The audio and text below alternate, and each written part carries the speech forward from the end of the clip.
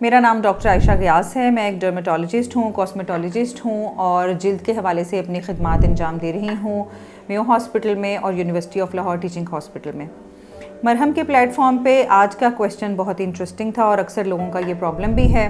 तो क्वेश्चन ये था कि मेरा बेटा 8 साल का है जिसके सर में सफ़ेद बाल आना शुरू हो गए हैं। डॉक्टर साहब, हम इसके हवाले से क्या कर सकते हैं?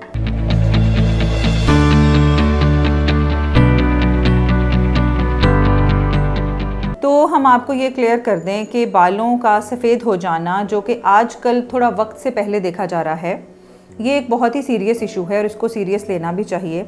इस ज़िमन में बहुत सारी रिसर्च है जो ऑलरेडी चल रही है और जदीद तहकीक के मुताबिक अभी तक कोई खातिर ख्वाह रिज़ल्ट्स नहीं आए। कोई ऐसी स्पेसिफ़िक अद्वियात अभी तक मार्केट में नहीं हैं जिनके इस्तेमाल से आप सफ़ेद बालों को वापस ब्लैक बालों में कन्वर्ट कर सकते हैं।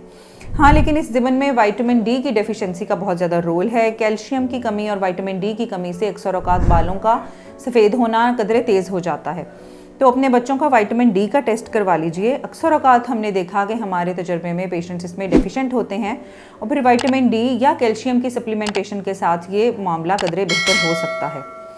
तो वाइट हेयर के लिए एक पोल्यूशन का रोल है, यानी कि आपके इर्द गिर्द का माहौल, आपकी खुराक जो कि कैल्शियम विटामिन डी में डेफिशिएंट हो सकती है, हेयर कॉस्मेटिक्स, गलत किस्म के केमिकल्स का सर पे लगाना, ये सारी वो चीज़ें हैं जो वाइट हेयर को ज़्यादा कर सकती हैं। इनका ख्याल भी रखें और विटामिन डी की सप्लीमेंटेशन की तरफ तवज्जो करें।